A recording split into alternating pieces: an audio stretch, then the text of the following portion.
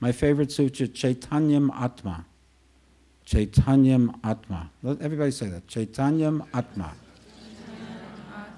Chaitanyam Atma. The self is consciousness. The self is consciousness. I want you to remember one thing. I want you to value your consciousness. Value your consciousness. You're a conscious being.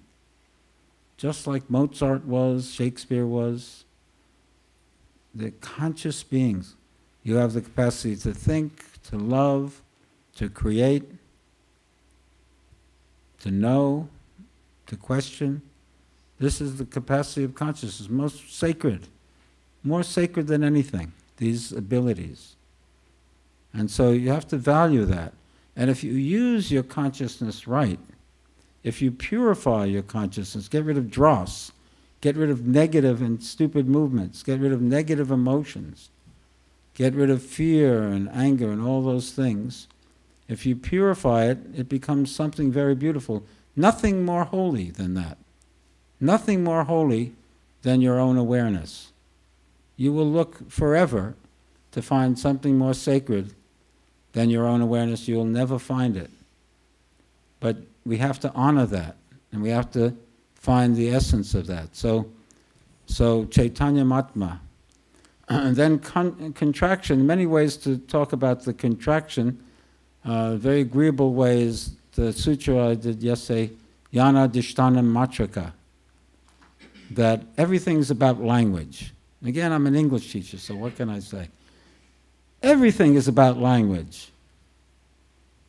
Everything in life is about language. And then when you learn how to do it, you get to the source of language, which is silent. But it's not empty, it's full of meaning, and full of love, and full of abundance.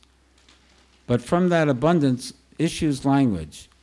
And when your heart is full of love, you say one kind of language, and you think certain kinds of thoughts.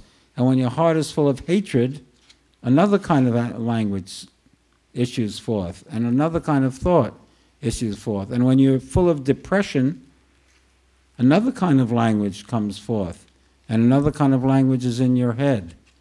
And so there's a tremendous tie-in to who we are and where we stand in our own awareness and the kind of languaging that goes on. And the languaging, it's a feedback because the languaging creates it.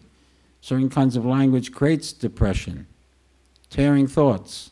When they keep going on, inevitably create depression inside. So we have to be very aware of the language that's going on. Part of our sadhana, spiritual practice, has to do with dealing with the language that's going on inside of our head. And also very important, the language we use with other people.